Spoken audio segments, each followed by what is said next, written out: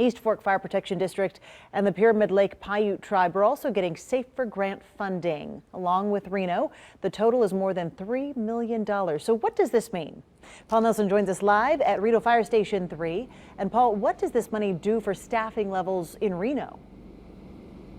Well, the fire chief says it's a good start, Kristen, but there's still a long ways to go. The Reno Fire and police departments have been trying to add staffing ever since the Great Recession. Obviously, there's budget restraints, but despite that, both departments are hiring in the next year or so. As Reno's population grows, so does its calls for service. And population's not the only factor. Officials say Reno's area is twice the size it was in the early 90s. That's why the Safer grant is important, adding 8 additional firefighters. We're still in the neighborhood of 30 to 40 firefighters short. Like I said, this is a step in the right direction. It's not the end goal, but it's the direction we want to go. Cochran says ideally the Reno Fire Department should have at least 255 firefighters. He says the national average is 125 annual calls per firefighter. Here that's 200. It's been an incredible job that these firefighters have done to still maintain basically a 6-minute response time, provide that high quality service. Cochran says the new firefighters still have to go through the academy and could be on the job by March.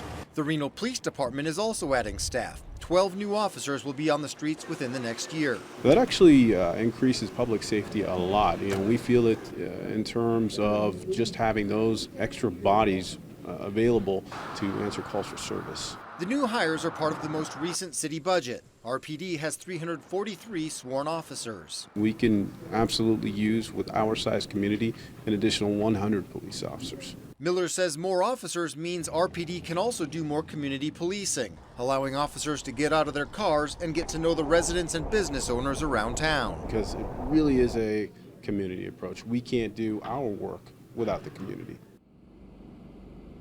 And officials say adding staff is also good for the overall morale for each department, and it helps relieve some of the workload. Cochran says the new firefighters will definitely help, and on top of that, there's also a plan in place to replace some of the older equipment in the near future. Covering the story live, Paul Nelson, True News.